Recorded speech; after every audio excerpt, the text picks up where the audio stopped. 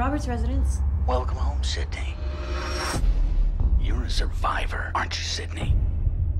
What good's it to be a survivor if everyone close to you is dead? You can't save them. All you can do is watch.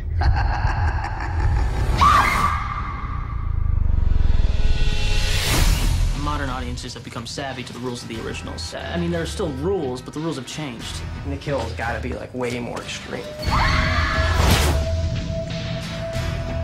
The unexpected is the new cliche. And virgins can die now. To be the new version, 2.0, the killer should be filming the murders. That's a natural next step in psycho-slasher innovation. Go ahead if you have the guts. Well, it's time for someone new to die. These aren't just random killings.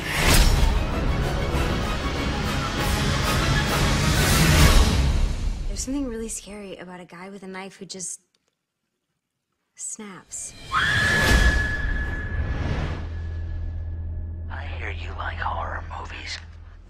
It's for you.